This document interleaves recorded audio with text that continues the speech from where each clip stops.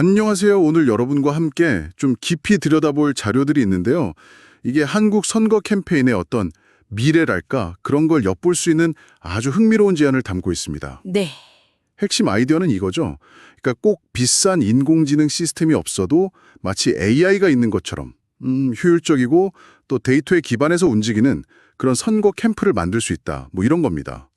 저희 손에는 이제 이 전략을 상세히 설명하는 제안서, 그리고 이걸 어떻게 실행할지에 대한 가이드, 또 후보자한테 보내는 약간 설득 메시지 같은 것도 일부 가지고 있거든요. 아, 네네. 그래서 오늘 저희의 임무는 이 문서들을 통해서 어떻게 기술적인 AI 없이도 AI와 같은 그런 결과, 그러니까 유권자랑 좀 더 긴밀하게 소통하고 또 데이터를 기반으로 해서 민첩하게 전략을 수정하는 거, 이걸 어떻게 구현하려고 하는지 그 아이디어와 방법론을 좀 파헤쳐보는 겁니다. 시작해볼까요? 네, 좋습니다. 정말 흥미로운 접근법 같아요. 사실 선거에서 기술이나 데이터 중요성은 다들 이야기하는데 막상 AI 도입 이러면 그 장벽이 좀 높잖아요, 현실적으로. 그렇죠. 비용도 그렇고 전문가도 그렇고. 맞습니다.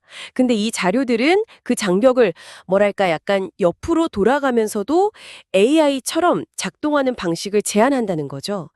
그러니까 복잡한 기술 그 자체보다는 잘 설계된 어떤 사람 중심의 프로세스하고 특정 도구들, 이걸 통해서 소통이나 데이터 분석, 전략 수립의 효율을 확 높이려는 시도인 건데 바로 이 지점이 우리가 좀 주목해야 할 핵심이라고 생각합니다.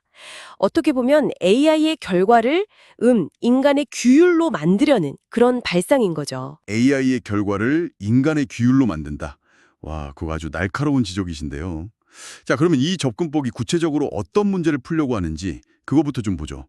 이건 뭐 모든 후보의 고민일 텐데 내 진심이나 정책 메시지를 어떻게 하면 최대한 많은 유권자한테 그것도 효과적으로 전달할 수 있을까? 여기서 이제 AI 없이 AI처럼 작동하는 캠프라는 개념이 딱 나오는 거죠. 네. 특히 그 AI 토크 허브라는 도구, 이걸 후보자의 디지털 분신처럼 쓴다는 아이디어가 눈에 확 들어오더라고요. 맞아요. 후보자가 뭐 물리적으로 다 만날 순 없잖아요.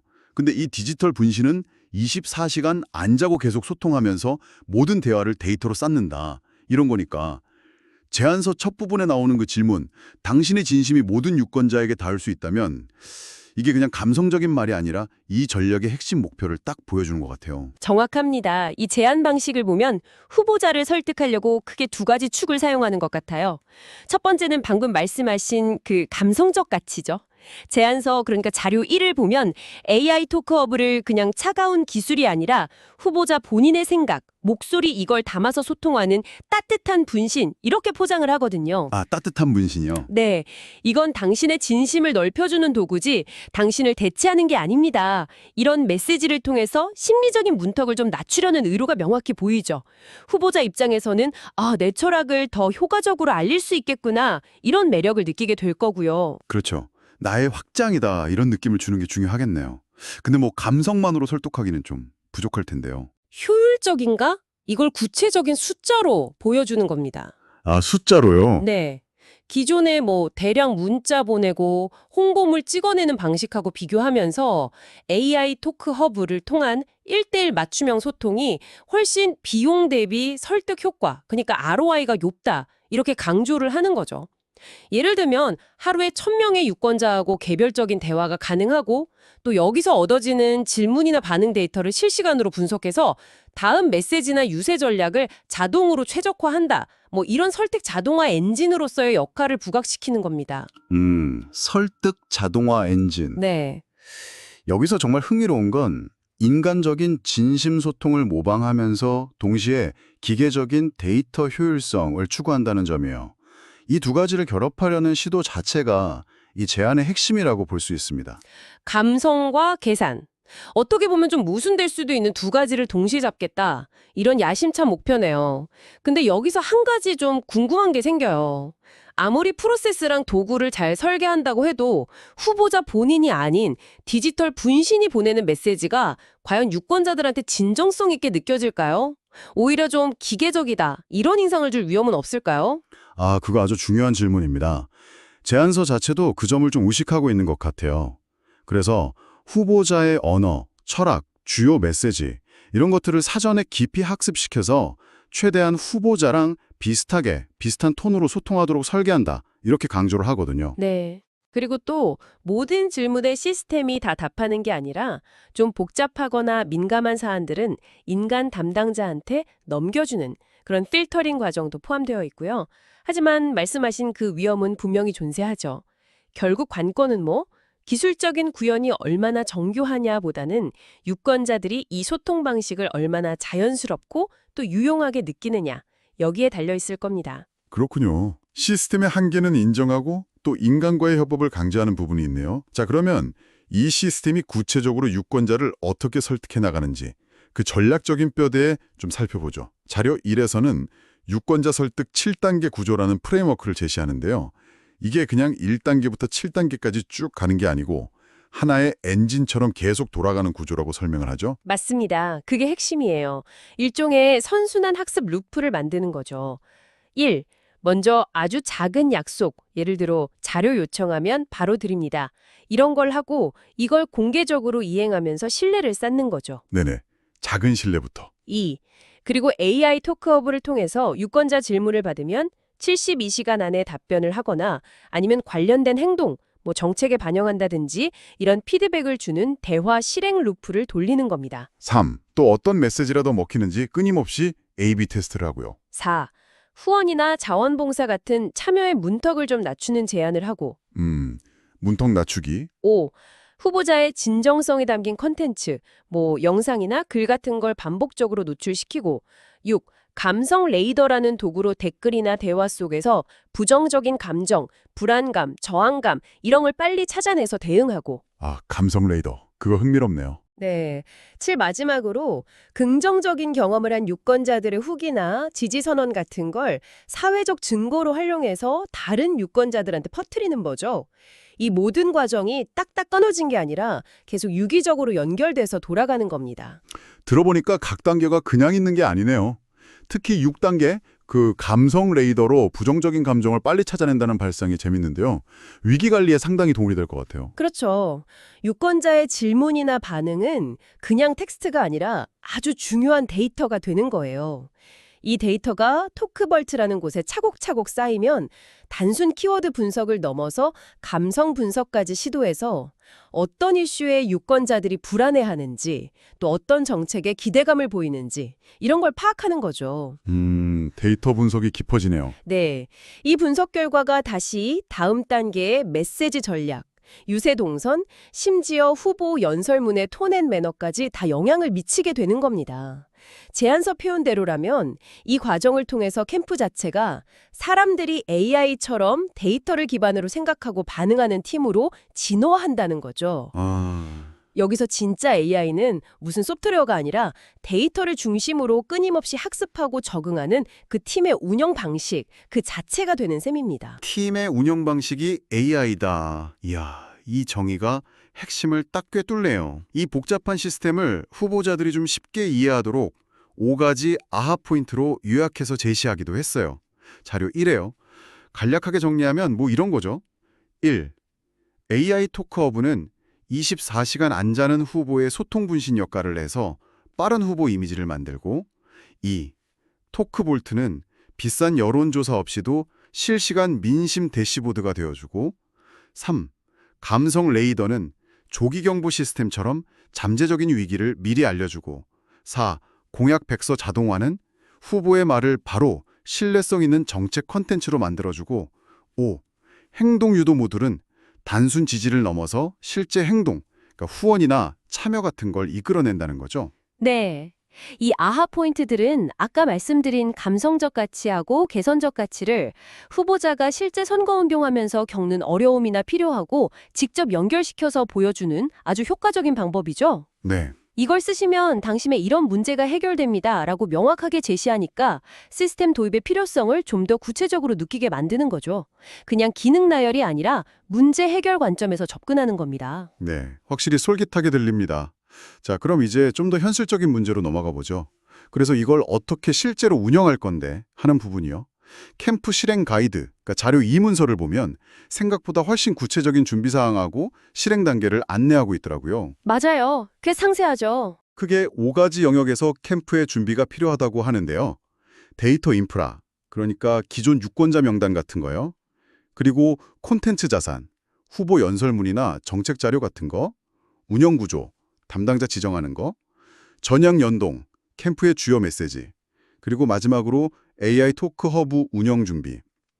예를 들면 캠프가 가진 유권자 명단을 주면 솔루션 제공 업체는 이걸 공공 데이터랑 결합해서 지역별 핵심 이슈나 유권자 성향 분석 리포트를 만들어준다.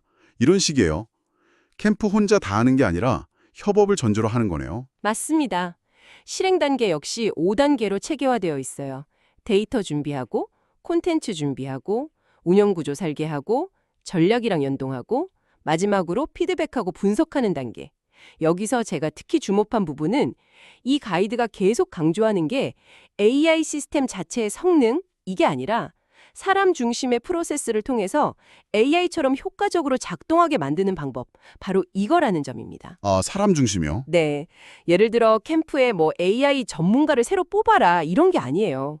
기존 캠프 인력 중에 한 명을 AI 운영 창구 담당자로 지정하라는 겁니다. 네네. 이 사람은 시스템 사용법 익히고 토크볼트 분석 리포트 받아서 매주 전략회의 때 공유하고 A/B 테스트 결과 같은 걸 홍보팀에 전달하고 이런 역할을 하는 거죠. 즉, 비싼 AI 기술이 없어도 데이터 기반 의사결정이라는 AI의 핵심 작동 원리를 인간의 루틴으로 만들어 넣으려는 시도인 겁니다.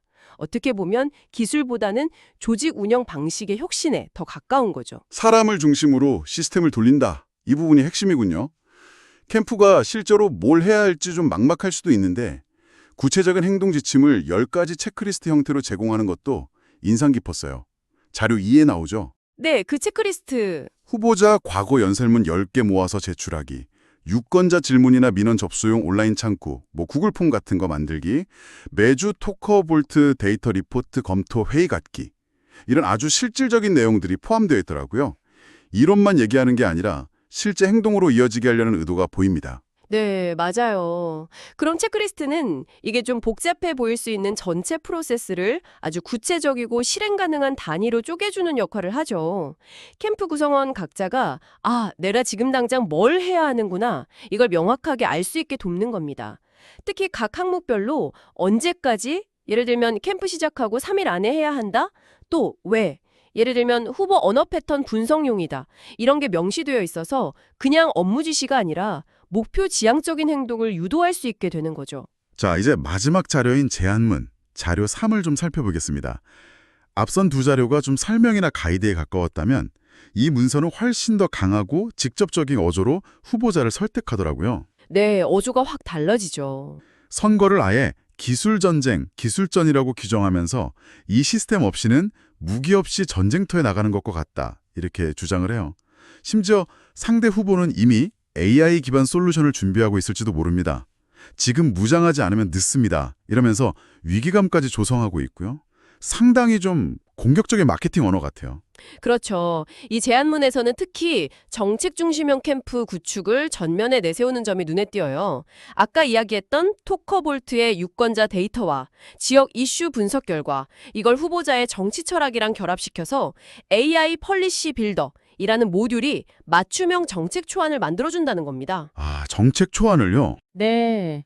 단순히 기존 정책 그냥 짜집기 하는 수준이 아니라 데이터에 기반해서 해당 지역 유권자들이 가장 중요하게 생각하는 이슈에 대한 맞춤형 해결책을 제안한다. 이런 개념이죠. 흥미롭네요. 데이터가 정책 방향까지 결정하는 데 영향을 미친다는 거군요. 그럼 AI 폴리시 퍼블리셔는 뭔가요? 그건 또 다른 건가요? 그건 그렇게 만들어진 정책 아이디어를 다양한 형태의 컨텐츠로 자동으로 변환하고 확산시키는 역할입니다.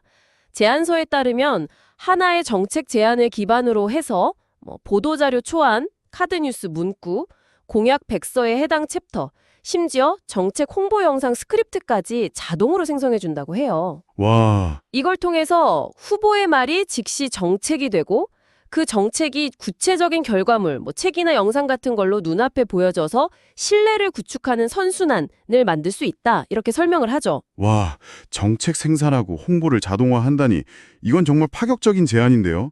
물론 그 정책의 깊이나 실현 가능성 이런 건 따로 검증해야겠지만 속도나 양적인 면에서는 확실히 우위를 점할 수 있겠네요. 바로 그 지점입니다. 이런 자동화가 과연 더 좋은 정책을 만드는 데 기여할 거냐, 아니면 그냥 그럴듯해 보이는 정책을 빨리 생산하는 데 그칠 거냐 하는 질문을 던져볼 수 있죠.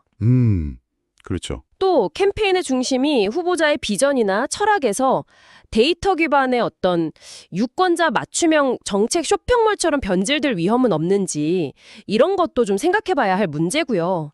기술이 정책의 본질과 소통 방식을 어떻게 바꿀 수 있는지 보여주는 사례라고 할 수 있겠습니다. 일리가 있는 지적이십니다.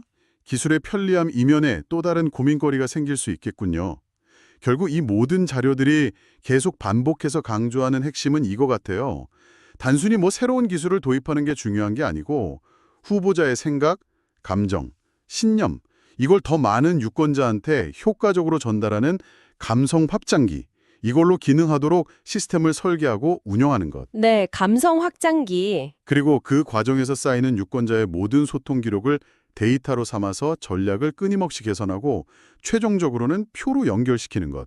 이 접근법의 차별점은 겉으로는 AI라는 이름표를 달고 있지 않더라도 실제로는 데이터와 체계적인 프로세스를 통해서 AI처럼 생각하고 움직이는 캠프를 만드는 데 있다. 이런 점인 것 같습니다. 제안문의 마지막 문장이 이걸 딱 압축해서 보여주죠.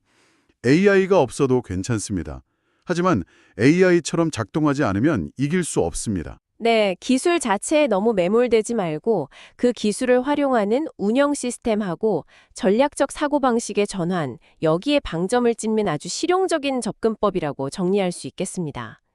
AI라는 그 강력한 키워드가 주는 기대감은 활용하면서도 실제로는 인간 중심의 체계적인 프로세스 구축을 통해서 그 효과를 현실적으로 구현하겠다. 이런 전략인 셈이죠. 오늘 저희가 함께 살펴본 이 자료들은요. 선거 캠페인 운영 방식에 대해서 매우 흥미롭고 또 어떻게 보면 좀 도전적인 시각을 제시했습니다. AI 토크허브, 토크볼트, 감성 레이더 같은 도구들 그리고 이걸 유기적으로 활용하는 사람 중심의 프로세스를 결합해서 마치 살아있는 AI처럼 유권자랑 소통하고 또 데이터를 기반으로 민첩하게 반응하면서 전략을 수정해 나가는 그런 모델이었죠. 자, 이 모든 것이 우리에게 시사하는 바는 뭘까요? 결국 선거운동이라는 영역 역시 과거의 어떤 주먹구구식 방식에서 벗어나서 점점 더 고도화된 소통 관리 능력, 그리고 데이터 기반의 빠른 적응력, 이게 승패를 가르는 중요한 요소가 되고 있다는 현실을 보여주는 것이 아닐까? 그런 생각이 듭니다. 마지막으로 여러분께 이런 질문을 한번 던져보고 싶습니다. 오늘 살펴본 모델은 최첨단 AI 기술 대신에 데이터 기반의 체계적인 프로세스를 통해서 AI와 비슷한 효과를 내보려는 시도였잖아요. 네. 그렇다면 미래 선거의 핵심 경쟁력은 과연 더 뛰어난 인공지능 기술을 확보하는 데 있을까요? 아니면 어떤 기술을 쓰든 상관없이 데이터를 민첩하게 분석하고 그에 맞춰서 전략을 실행하는 조직의 학습 및 적응 능력 그 자체에 있을까요? 어쩌면 이 자료들은 후자의 중요성을 더 강조하고 있는지도 모르겠습니다. 여러분의 생각은 어떠신가요? 의미심장한 질문이네요. 기술 그 자체보다 그것을 활용하는 사람과 시스템의 역량, 이게 더 중요할 수 있다는 말씀이시군요. 오늘 저희와 함께 이 흥미로운 자료들을 깊이 있게 탐색해 주셔서 감사합니다.